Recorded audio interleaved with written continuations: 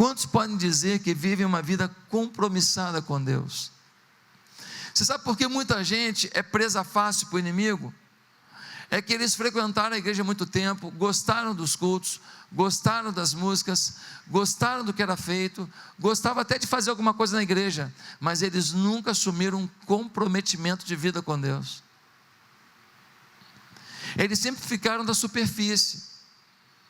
Sabe quando você vê uma sobremesa e por cima ela tem um acabamento bonito, tem um doce de leite, ou tem um marshmallow, ou tem uma calda, está bonito, não quer dizer que aquela sobremesa inteira está gostosa, não quer dizer que aquilo tudo, quando você mete a colher ali, que aquilo tudo tem um sabor tão agradável, mas a superfície é muito bonita, ela te agrada. Tem muita gente que está vivendo da aparência daquela sobremesa de padaria, que tem aqueles cremes vermelhos, aqueles cremes amarelos, aqueles morangos por cima, aquelas maçãs por cima.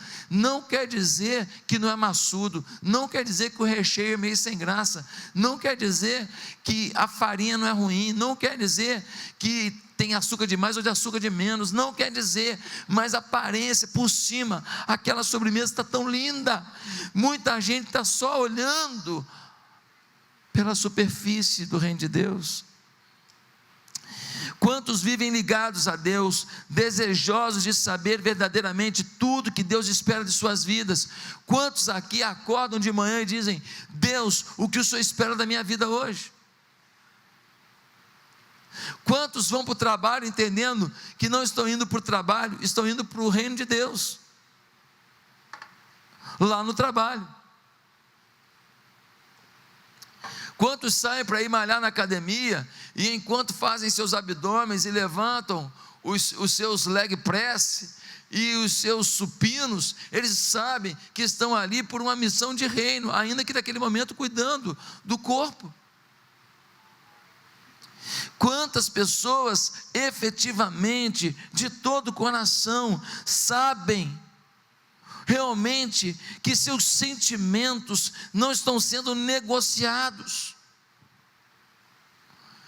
que a vocação de Deus para suas vidas é mais importante do que suas impressões da vida, seus sentimentos passageiros, suas afirmações pessoais?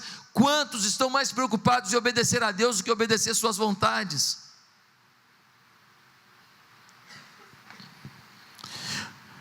Meus amados irmãos, há frases do apóstolo Paulo que são bem complicadas, bem esquisitas para uma geração como a nossa. Nós somos hoje a geração do direito, todo mundo tem direito de tudo. O Estado de Direito nunca foi tão invocado na história desse país. Todo mundo ameaça processar todo mundo o tempo inteiro, todo mundo se sente dono do direito A, B e C o tempo inteiro. Nós não somos um povo do tempo das obrigações, só dos direitos. Um monte de gente exige tudo dos seus patrões, pouco dá do seu melhor pela empresa que os seus patrões lutam para manter viva. Muitos filhos requerem tudo de seus pais, pouco estão preocupados de ser, como a Bíblia diz, a honra, a coroa na vida dos seus pais, a glória na vida dos seus pais. Muitos estão querendo os milagres de Deus, as bênçãos de Deus, a prosperidade de Deus, e Deus realmente pode pegar a sua vida de hoje para amanhã e mudar tudo. Puf! Deus pode virar o chave do turn on. Sua vida pode estar no stand-by, e Deus clica no on, de hoje para amanhã, muda tudo de hoje para amanhã. Amanhã vem uma notícia que muda tudo na sua história, amanhã. Eu vivo na esperança de um milagre a cada dia. Eu não duvido nada de alguém doar esse terreno para o Vida Vitoriosa essa semana, eu não duvido. Eu sei quem é Deus, eu sei que Ele é Deus de milagres. Eu oro, eu creio que Deus vai fazer algumas maravilhas em áreas que eu preciso. Deus é fiel, Deus está ouvindo o meu choro e meu clamor. Mas, meus irmãos, Quantos de nós realmente também sabemos quais são as nossas obrigações com Deus? Quantos levamos a sério isso? Quantos estamos dispostos a abrir mão do eu por Deus? O apóstolo Paulo fala umas coisas muito doidas. Ele fala assim em Filipenses 3,8: mais do que isso, considero tudo como perda, comparado com a suprema grandeza do conhecimento de Cristo Jesus, meu Senhor, por quem perdi todas as coisas. Eu as considero como esterco para poder ganhar a Cristo. Paulo diz: não tem tentação, não tem provocação, não tem coisa material, não tem oportunidade, não tem proposta que eu não considere como esterco para ganhar a Cristo.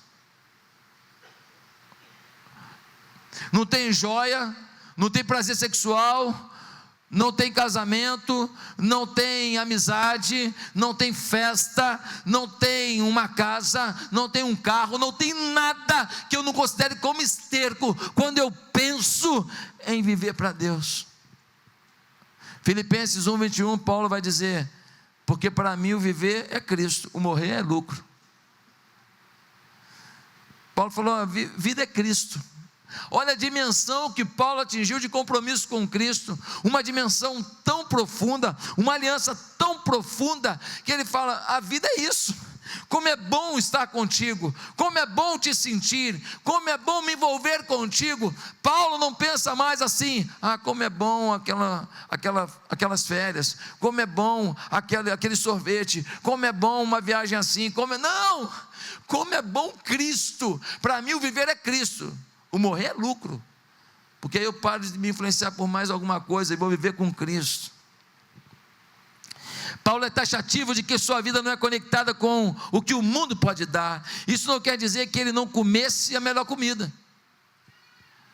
Isso não quer dizer que Paulo não gostasse de churros cheios de leite condensado.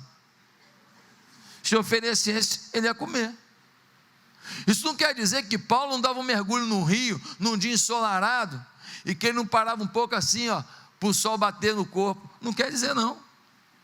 Não quer dizer que Paulo não gostaria de comer uma picanha.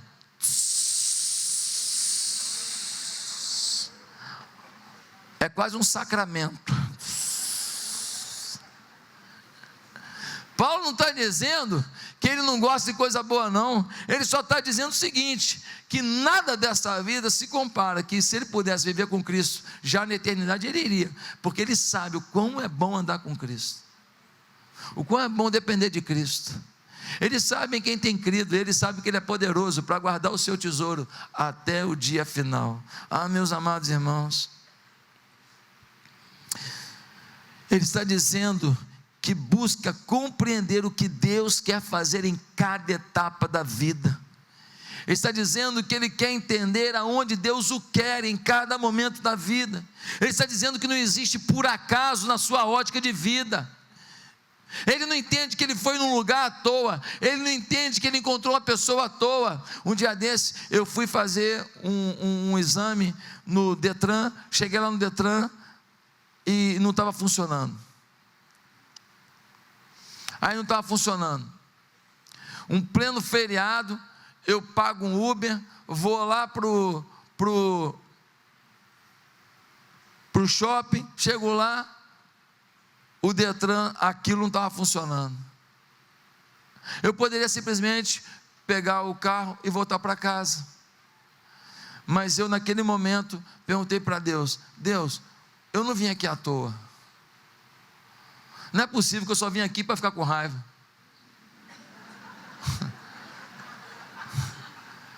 Não é possível que eu só vim aqui para ficar chateado de terem feito de bobo, de eu ter marcado uma coisa e ir até lá e não ter atendimento. Não é possível, não é possível.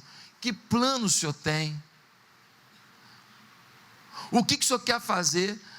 Aí eu já estava no shopping mesmo, entrei na cafeteria, pedi um café e sentei na mesa para esperar o que Deus ia fazer. E eu encontrei com irmãos dessa igreja, Eles estavam acompanhados. E algo de muito especial aconteceu para a vida daqueles que acompanhavam. E eu sei que Deus está fazendo uma obra ali. E depois que eu fui entender por que eu fiquei ali, para aqueles poucos momentos de conversa com aquela família. E ainda tem outras coisas para acontecer, que eu vou esperar acontecer, eu conto a história toda. Deus não tem por acaso. Deus tem projeto para cada dia seu. Deus tem projeto para cada conquista na sua vida. Deus quer que você seja vencedor. Deus quer que você tenha alegria de viver. Deus quer que as suas lágrimas sejam enxugadas e que o riso da vitória brote na sua vida, mesmo no meio de algumas dores que você ainda enfrenta. Deus quer que você se sinta útil ao reino dEle. Deus quer que você se sinta próximo dEle. Por isso, querido, você precisa entender como Paulo vivia. Nada era por acaso. Paulo faz com que Mateus 6,33 seja uma realidade para ele. Busquem, pois, em primeiro lugar o reino de Deus e a sua justiça, e todas estas coisas lhes serão acrescentadas. O grande paradoxo de hoje é que pregações inflamadas ressaltam o compromisso que Deus tem que ter conosco. Ele vai te abençoar, Ele vai fazer coisas lindas na sua vida. Mas pouco se fala do que é viver uma vida compromissada com Deus. Será que Deus tem compromisso de me abençoar, porque Ele prometeu bênçãos e mais bênçãos na sua palavra? E será que a minha vida não tem nada a ver com isso? Será que eu não preciso ter uma aliança maior, um compromisso maior, uma fidelidade maior? Será que eu tenho que continuar fornicando, mentindo? Será que eu tenho que continuar, não, eu faço as coisas assim, não estou nem aí, mas o outro ficou escandalizado, que se dane o outro, eu não vivo pelos outros, eu faço o que me dá na telha, até o dia que uma telha cair na sua cabeça, aí tu vai ver o que é dar na telha. Sabe qual é um problema? Um problema é que eu não consigo entender que Deus é diferente de mim. Porque se Deus fosse como eu, Josué, eu já tinha disciplinado muita gente que está aprontando. E você também. Mas Deus vai dando a corda, vai deixando você ir, e você está nadando para alto mar, tem correnteza que se te pegar você nunca mais volta. E Deus está permitindo. E você acha que você está abafando, porque você está conseguindo nadar nas águas profundas que você deseja. A paciência de Deus às vezes é confundida com a complacência de Deus. Deus tem compromisso com você, mas o seu compromisso com Deus ativa muitas das coisas que Deus planejou fazer na sua vida. Você precisa entender isso. Muita gente tem talento, tem força, tem saúde, mas não tem compromisso com Deus. A igreja do fim do século 21 mais precisa de crentes compromissados que de estratégias de crescimento. As pessoas estão carentes de algo que ultrapassa os limites do discurso, querem ver vida em abundância em nós. Não se engane, está todo mundo olhando para você. Está todo mundo olhando para você, está todo mundo olhando o seu Instagram, o seu Facebook, está todo mundo olhando para onde você vai, está todo mundo olhando a sua roupa, a sua forma de falar, os palavrões que você comunica, as piadas imorais que você conta, o jeito que você reage, o jeito que você age, o jeito que você joga a bola. Se na rede de vôlei você bota a mão na rede, você fala, se acusa, botei ou não botei. Se você, para sair de uma situação duvidosa, você mente, se você é um enganador, está todo mundo de olho em você. Eles não falam para você, mas por trás eles falam, diz que é crente, filho de crente, olha, frequenta igreja, olha, não sei o que lá, e é pior do que a gente. Para ser assim, eu prefiro continuar no mundo mesmo.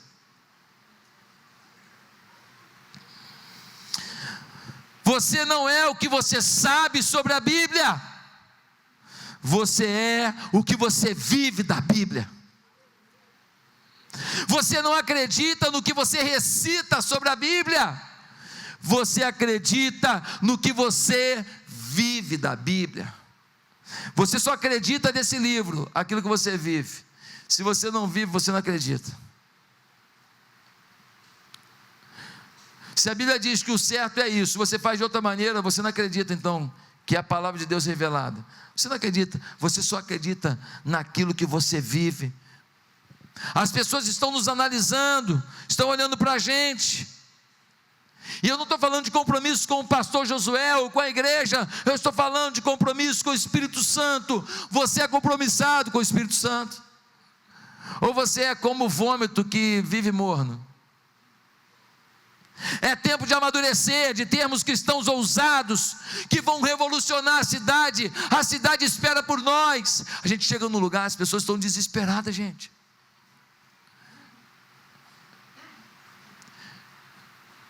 Eu cheguei um dia desse, eu fui a Petrópolis essa semana, estou voltando de Petrópolis, parei numa lanchonete famosa que tem no caminho, para tomar um cafezinho, você já sabe onde que é. Vou fazer propaganda não. Eu parei lá, quando eu entro lá, que eu estou entrando, a mocinha fala assim: qual o nome do senhor? Eu falei assim: Josué. Ela falou assim: eu sabia. Eu falei: eu também. Ela falou assim: eu queria falar para o senhor que o senhor tem abençoado muito minha mãe. Minha mãe assiste o senhor na televisão. O senhor tem abençoado muito minha mãe. Muito obrigado. Eu nem sei se ela é evangélica. Ela nem falou dela.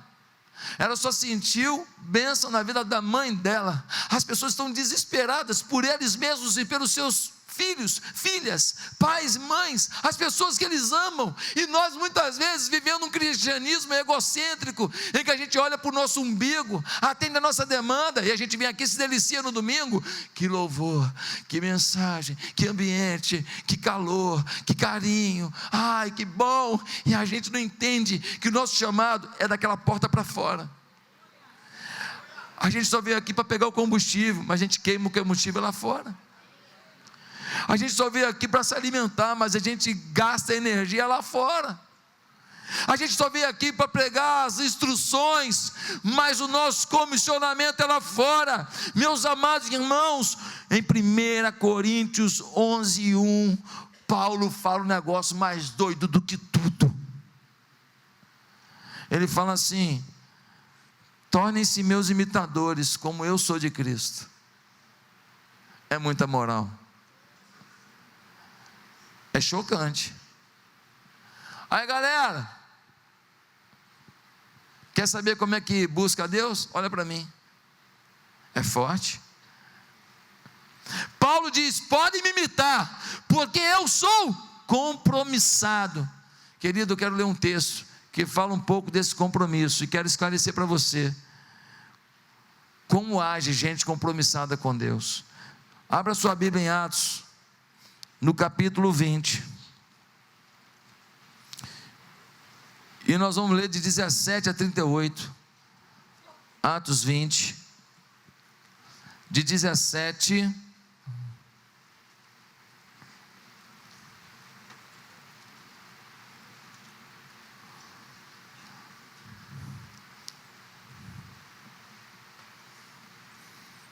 Atos 20, 17 a 38, nós lemos assim: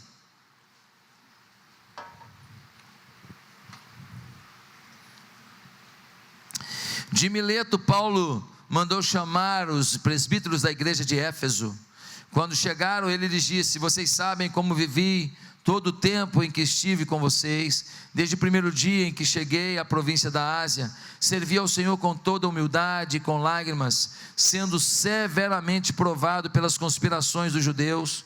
Vocês sabem que não deixei de pregar-lhes nada que fosse proveitoso, mas ensinei-lhes tudo publicamente e de casa em casa. Testifiquei tanto a judeus como a gregos que eles precisam converter-se a Deus com arrependimento e fé, com o nosso Senhor Jesus. Agora, compelido pelo Espírito, estou indo para Jerusalém, sem saber o que me acontecerá ali.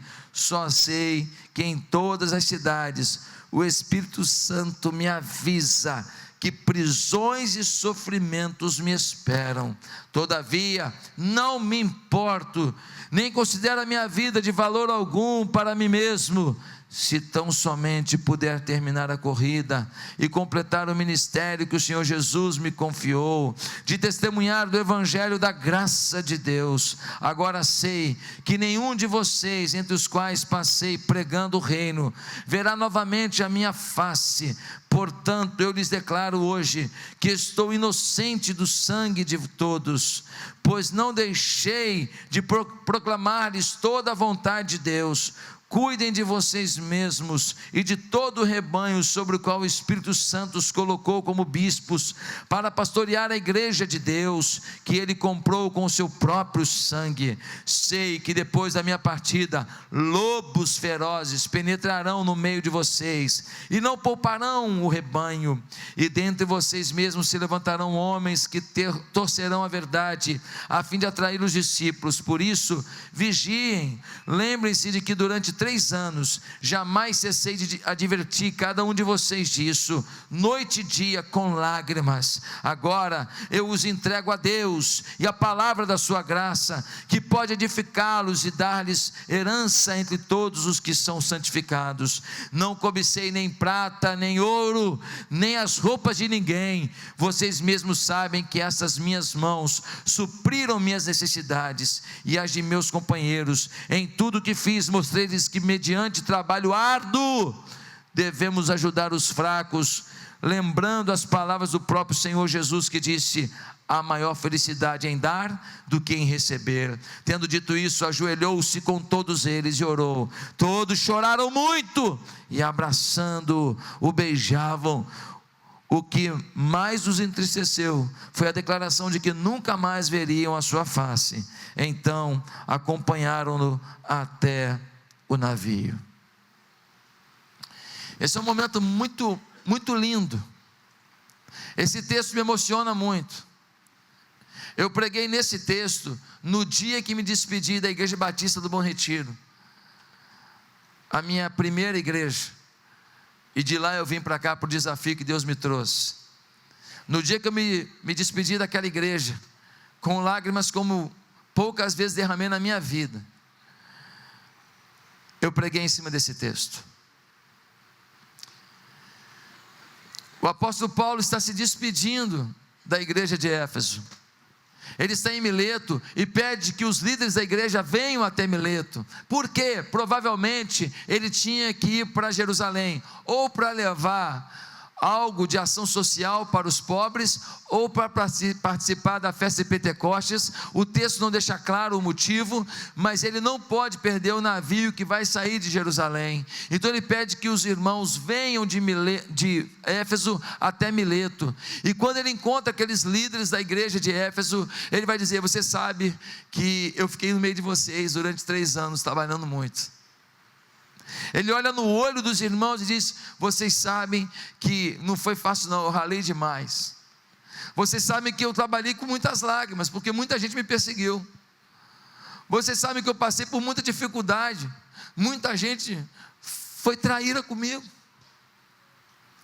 mas eu nunca deixei de anunciar na escola, nunca deixei de anunciar nas casas, em toda oportunidade eu me dei a vocês lágrimas. E aí Paulo diz assim: e tem mais, e mesmo eu me dedicando tempo integral a vocês, o que eu fazia? Eu me virava para poder me sustentar. A igreja não tinha uma estrutura ainda, a igreja não tinha ainda uma cabeça formada sobre sustento pastoral por completo, a igreja era nova, e eu tinha que trabalhar no pesado, fazendo lá minhas costuras, minhas tendas, para me sustentar. Vocês sabem o quanto eu tive que me dividir entre ministério e sustento, para poder anunciar-lhes o nome, e o poder, e a glória, e a salvação eterna de Jesus. Mas eu agora estou me despedindo de vocês. Eu acredito que nunca mais vou ver vocês. E quando Paulo fala aquilo, aqueles homens abraçam Paulo, E o texto diz que eles começam a beijar Paulo. Imagina aquele bando de homens beijando Paulo ao mesmo tempo. É como que um menino que pula no colo do seu pai e dá um monte de beijo. Dá beijo, papai.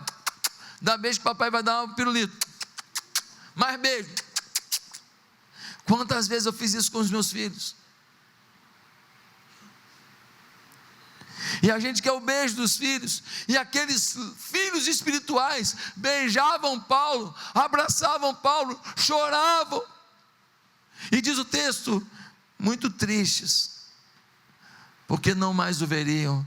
E Paulo diz para eles: eu não volto mais em Éfeso, agora é com vocês. Toquem o barco, combatam a carreira, combatam as lutas, combatam as dificuldades, combatam os gigantes, guardem a fé e vençam. Meus amados, esse momento único na história de Paulo nos ensina muita coisa. Paulo foi um homem usado por Deus, suprido por Deus, um homem que orava e milagres aconteciam, um homem que ressuscitou um morto, um homem que fazia pessoas aleijadas andarem, cegos verem, um homem tomado por Deus, um homem que foi usado por Deus para escrever metade do Novo Testamento, um homem que foi um anunciador da grandiosidade de Deus, com uma sabedoria, uma capacidade filosófica, uma capacidade sociológica e uma capacidade teológica que não se vê em outro ser a não ser Jesus Cristo. Meus amados irmãos, esse homem poderoso de ações, que nos impressiona, um homem que faz uma cidade inteira reconhecer o seu compromisso, ele tem 3 lições a nos dar nessa manhã. Primeira lição: gente compromissada com Deus sabe que compromisso é sacrifício. Se você não vive nenhum sacrifício pelas coisas de Deus, vai me desculpar, você não sabe o que é compromisso. Dá uma olhada no versículo 18. Quando chegaram, eu lhes disse: vocês sabem como vivi o tempo que estive com vocês, desde o primeiro dia que cheguei na província da Ásia, servi ao Senhor com toda humildade e com lágrimas, sendo severamente provado pelas conspirações dos judeus. Paulo está dizendo aqui, foi mole não, hein? Foi chumbo grosso, foi pau na moleira, foi açoite, foi luta. Pregar para vocês em Éfeso, pregando aqui, gente perseguindo ali, gente ameaçando aqui, gente me ameaçando de morte ali, gente falando que vai me prender ali, gente me jogando pedra ali. Não foi fácil. Passar por uma cidade, ouvir fofoquinha, mentirinha, acusaçãozinha, palavrinha de brincadeira, de menosprezo, o tempo inteiro. Que tempo difícil. Não foi fácil, fora as ciladas que tentaram fazer para me matar, não foi fácil. Ei, querido, compromisso é sacrifício. A Bíblia nunca procura colocar que a vida cristã é moleza. A Bíblia sempre diz o seguinte: Deus tem todo o dinheiro que você precisa, Deus tem todas as oportunidades que você precisa, Deus tem toda a glória que você precisa, Deus tem todos os milagres que você precisa, Deus tem tudo que você precisa, mas Deus não tem compromisso com as suas vaidades. Se Ele quiser dar mimos, se Ele quiser dar além do que você precisa, é mimo dEle, é a mão dEle. Mas uma coisa Deus está dizendo: o que eu espero de você é que você confie no meu cuidado e nos meus mimos, mas que você se sacrifique por mim, porque eu me sacrifiquei por você. Ele se deu na cruz por você. Ele não espera nada aquém de sacrifício. Ele não pede para você ir para a cruz, porque para a cruz ele já foi, mas ele pede para você ir para a rua, ele pede para você ir para o hospital, ele pede para você ir visitar alguém que não quer uma visita de um crente. Ele pede para você se doar. Existem ciladas da caminhada. Tinha gente completamente decidida a matar Paulo. O verso 27 mostra que por vezes falar e viver a verdade gera perseguição. Olha o versículo 27: pois não deixei de proclamar-lhes toda a vontade de Deus.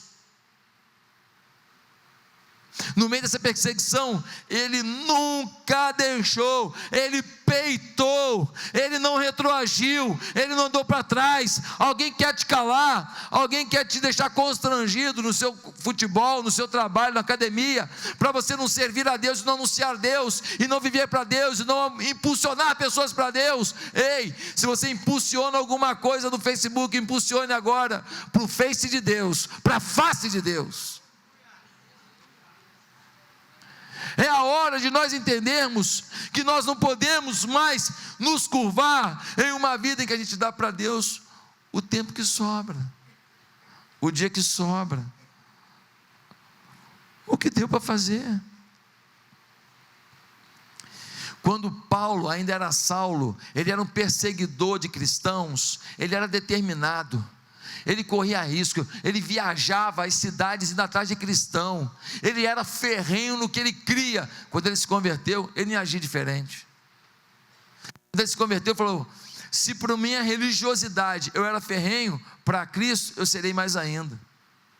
Se para aquilo que não mudava a minha vida eu me dedicava completamente, agora que descobri a verdade em Cristo, eu vou me dar de todo o coração. E no versículo 24 ele vai dizer: agora, todavia, não me importo, nem considero a minha vida de valor algum para mim mesmo, se tão somente puder terminar a corrida e completar o ministério que o Senhor Jesus me confiou, de testemunhar do Evangelho, da graça de Deus. Eu conheço uma outra versão que diz: mas em nada tenho a minha vida por preciosa, contanto que eu cumpra com alegria a carreira que me foi proposta pelo Senhor Jesus.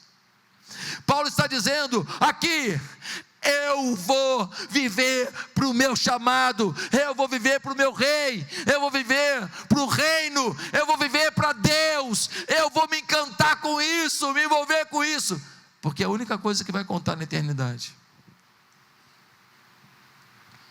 é a única coisa que eu vou levar para a eternidade.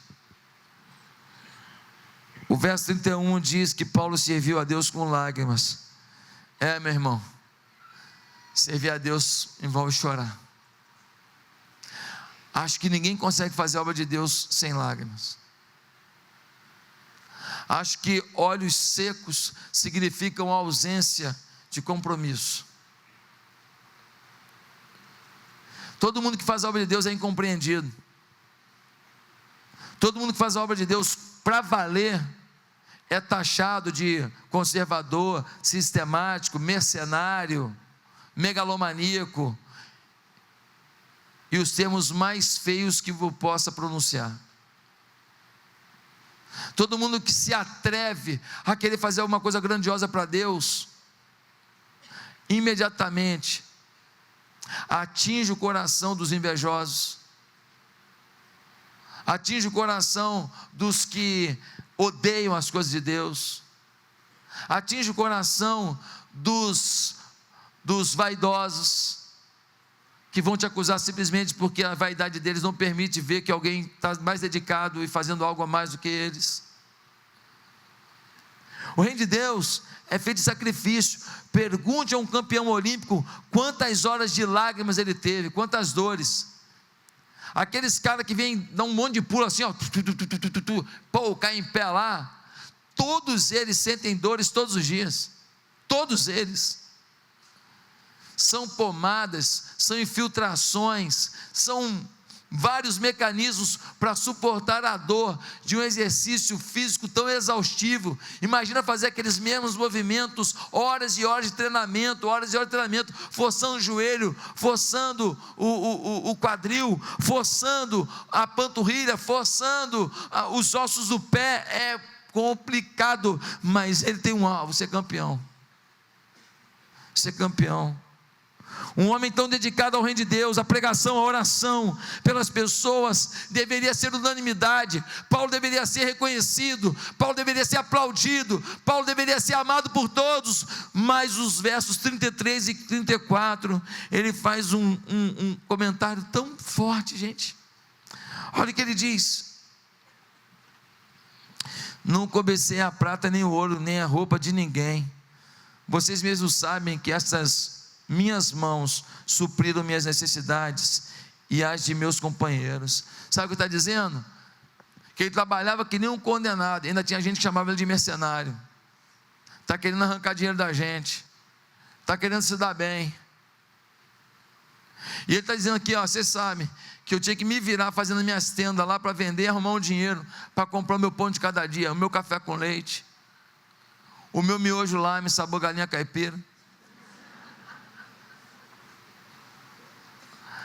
Paulo está dizendo assim, ó, eu tinha que ainda ouvir que eu era um mercenário, e eu trabalhando de madrugada, fazendo tenda, para arrumar um dinheiro, para me bancar, para depois o dia inteiro cuidar de gente, e anunciar as boas novas, e liberar a palavra de libertação aos cativos. Ei, querido, o evangelho é sacrifício, compromisso é sacrifício. Muitos falam em conhecer a vontade de Deus, viver a vontade de Deus, e aí Deus revela a sua vontade para a pessoa, e quando ele vê que essa vontade de Deus tem sacrifício, ele fala assim, Deus, só pode estar de brincadeira, né? Eles têm a cara de pau de falar assim, não pode ser Deus. Meus irmãos, eu conheço pessoas milionárias, que poderiam ficar andando de barco o dia inteiro, viajando pelo mundo, ficando em hotel 5 estrelas, comendo, que é o que hoje? Camarão ao revoado. E hoje? Mignon à chamblin. Aqueles nomes do cardápio que você não sabe decifrar o que é. Eles podiam viver isso, mas agora, quando eu fiz essa viagem ao Nordeste, há poucos meses atrás, eu contei para você, eu cheguei lá, encontrei um homem muito rico, milionário, mais rico que todo mundo aqui, a não ser se está escondendo no jogo.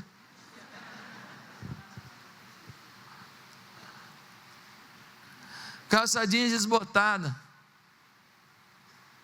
sapatinho empoeirado, comendo num restaurante do sertão lá, uma galinha caipira lá, com uma limonada que sabe Deus de onde vem aquela água, levando nossos pastores para ver os projetos sociais que ele está botando, mais de $500 mil por mês. Sabe por que ele faz isso? Porque ele sabe que a vida é curta, ele não vai levar a nada, e tudo que ele fizer para Deus é galardão no céu, é glória para o Deus Todo-Poderoso, que um dia mandou o seu Filho amado morrer numa cruz, no nome dele, para que ele tivesse vida, e vida com abundância. Ele não sabe como agradecer esse Deus por tudo que ele fez. Ele era um homem pobre, começou a sua empresa de uma maneira inédita. Um dia ele vai vir aqui contar o testemunho dele, e hoje esse homem vive para missões, vive para as pessoas, vai no Nordeste toda hora, anda para lá e para cá, um calor danado, a gente junto para lá e para cá, no ônibus, tinha ar-condicionado no ônibus, mas quando você descia, toda hora descia aquele calor danado, aquela poeira danada, e ele lá se envolvendo, sacrificando por amor às pessoas. Meus irmãos, esse homem sabe o que é compromisso. O primeiro pastor batista do Brasil, sabe quem foi? Um ex-padre chamado Antônio Teixeira de Albuquerque. Por ter largado a batina e se casado, ele era odiado pela igreja católica. Por ter sido um ex-padre, uma igreja evangélica começando, desconfiava dele. Ou seja, era um homem que vivia com a dificuldade até de arrumar emprego. Os missionários americanos, William Bagbin e Taylor, esses dois missionários tinham que tirar o dinheiro do próprio bolso para ajudar a bancar ele, o seu arroz com feijão. Ele poderia falar assim, quer saber, vou abrir mão desse negócio, e eu sendo um padre católico, eu vou arrumar um emprego para dar aula, e eu vou parar com esse negócio de igreja, de ministério, porque eu tenho família, eu tenho que me sustentar. Mas ele não abriu mão. Sabe como ele terminou a vida dele? A vida dele terminou, ele sentado numa cadeira na porta da casa dele, ele já enfermo, debilitado, mas pregando o evangelho para cada pessoa que passava em frente de sua casa. São heróis que você quase não ouve falar deles. O primeiro pastor batista do Brasil, brasileiro, foi ele. Você quer ser pastor? Honre a memória de Antônio Teixeira de Albuquerque. Se você não está afim de sacrificar, desce do bonde. Ah, pastor, sabe por que eu quero ser pastor? Porque eu só estou com a camisa bonita, eu gostei da camisa. Você só avalia o que você quer no ministério.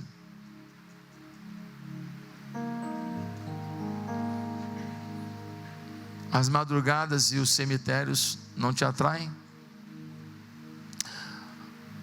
As dores das mulheres que são largadas por seus maridos com seus filhos no colo, ainda pequenos. As lágrimas das meninas que vão no gabinete falar que foram abusadas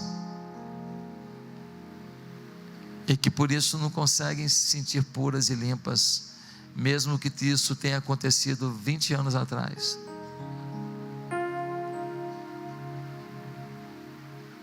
O ministério tem sacrifício, tem dores. Os apóstolos entenderam o compromisso, por isso se sacrificaram pelo reino, morreram pelo reino. Agora você acha que os apóstolos morrem pelo reino e você vai ficar só no bem bom, só no camarão, só no hambúrguer artesanal? Ei, nada contra o momento bom, também gosto dele.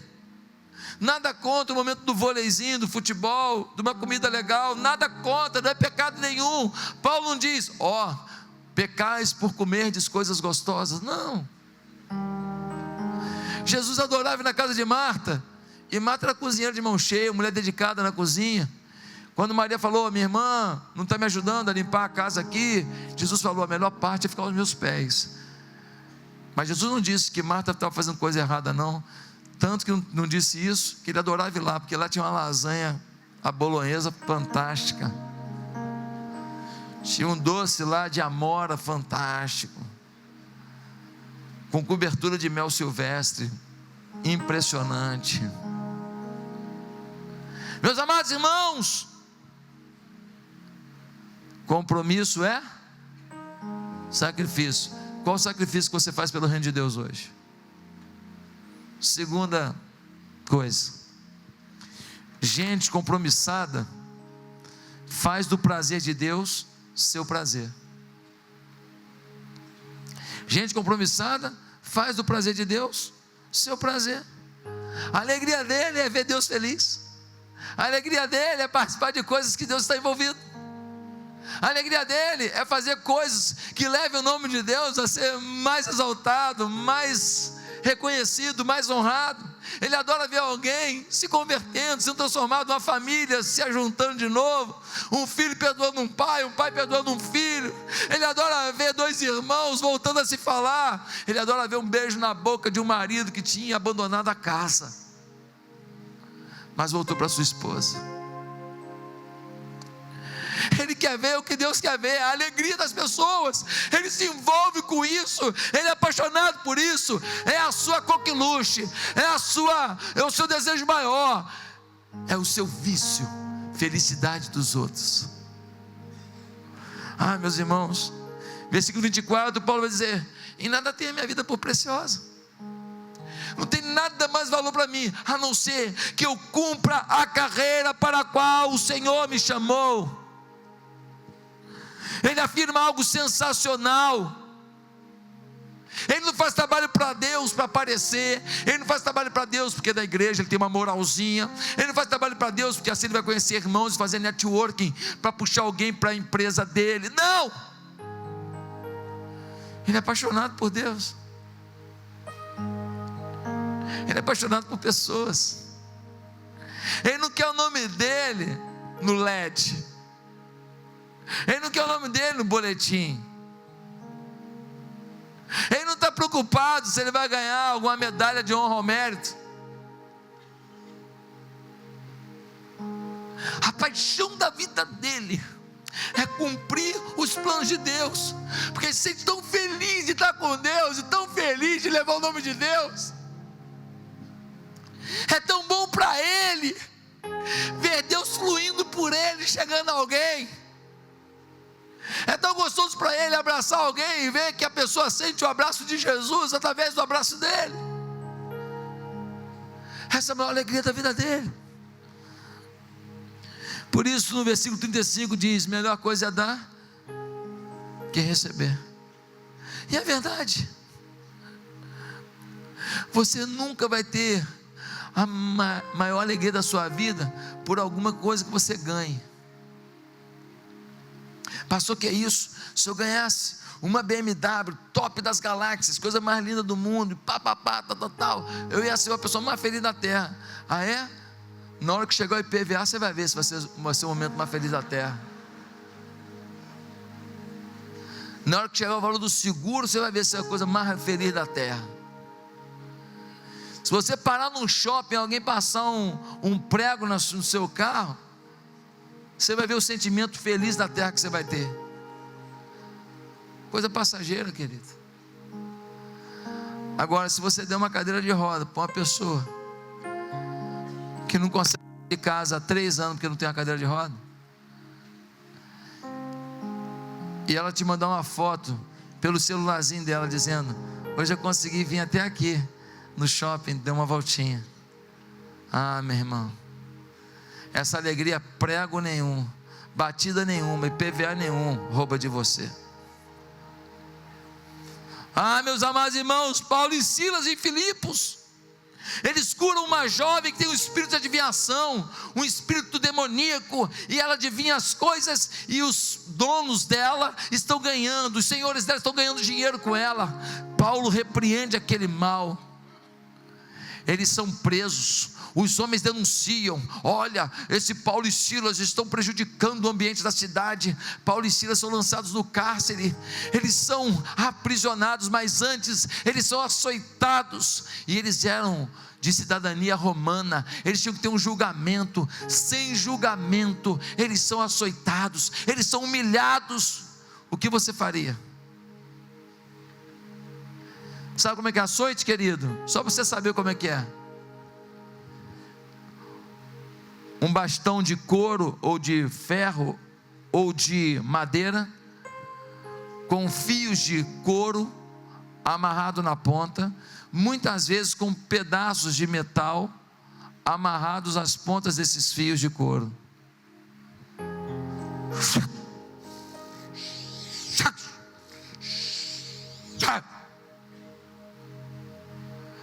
Aquilo bate, a primeira já faz uma pequena abertura, na segunda aquilo já entra onde fica aquele caldinho, aquele líquido que vai caindo, a ardência absurda, e vem um novo açoite, e vai abrindo brechas nas costas, e aquele líquido de sangue misturado com linfa, eu acho que é linfa, o nome daquele líquido branco, aquelas coisas vão se derramando pelas costas, e aquilo vai se misturando com o suor, e vai vindo aquele salgado do suor, que vai batendo, e o sal naquele ferimento é uma ardência alucinante, e quando você não está nem se recuperando daquela dor, um novo açoite chega,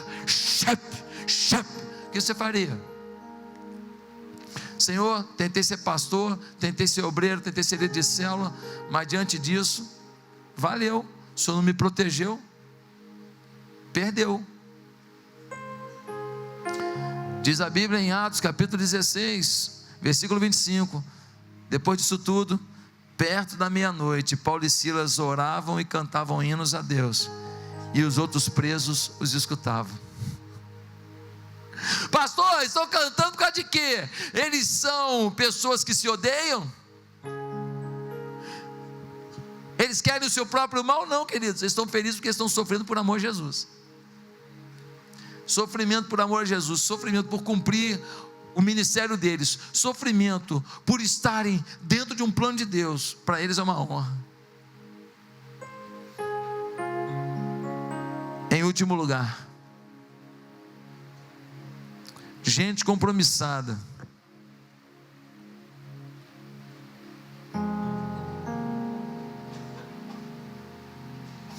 Independente do sacrifício ou da satisfação do momento, decide obedecer o Espírito Santo. Gente compromissada sabe que compromisso é sacrifício. Gente compromissada faz do prazer de Deus o seu prazer. Sacrifício, prazer. Gente compromissada, independente do sacrifício ou do prazer, ele obedece o que o Espírito Santo ordenar. Ela chega a um nível em que ela não vai procurar o prazer e nem vai procurar o sacrifício. Ela simplesmente quer ouvir a voz de Deus e estar onde Deus quer que esteja. Versículo 22, nós lemos assim, olha o versículo 22: agora, compelido pelo Espírito, estou indo para Jerusalém. Compelido, constrangido pelo Espírito, em outra versão, ligado pelo Espírito. Ele vai para Jerusalém, e aí ele vai dizer: estou indo para Jerusalém, sem saber o que vai acontecer, a não ser o que o Espírito já me disse. E o que o Espírito disse? Que ele ia ser preso.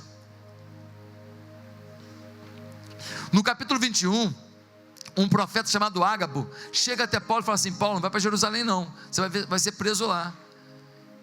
Essa prisão vai ser terrível. Sabe o que Paulo fala? Ele diz assim: não me magoa não, porque eu não estou disposto a ir a Jerusalém apenas para ser preso. O Espírito está me mandando, eu vou. E eu não estou disposto apenas a ser preso, eu estou disposto a morrer, se necessário for, pelo nome do Senhor. Aí o Ágabo, o profeta, fala: sendo assim, oremos. Meus amados, eu quero concluir dizendo que eu me lembro de um parque que eu fui na minha infância, ali perto do Jardim de Alá, em Ipanema, num parque ali de Marechal Hermes. E lá em Marechal tinha uns parques que ficavam ali perto da linha do trem, de frente para a linha do trem. E um dia tinha lá um balanço mexicano. Sabe como é que é? É um negócio redondo assim, a cobertura, e em cada ponta você tem umas correntes com uma cadeirinha. Lembra disso? Lembra? É um projeto de Satanás. Entendeu?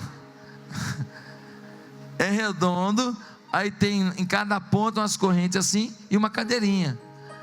Aí alguém sem juízo, no caso eu, senta naquela cadeirinha. Aí aquele negócio começa a rodar. Aí a cadeirinha está assim, né? Rodando. Daqui a pouco ela está assim. E daqui a pouco a cadeirinha está assim, ó, 90 graus. Suas pernas para lá, sua cabeça para cá, e aquele negócio rodando a uns 100 km por hora. Se a corrente arrebenta, de Marechal até Taquara é questão de 5 minutos. 5 minutos. Arrebentou a corrente, você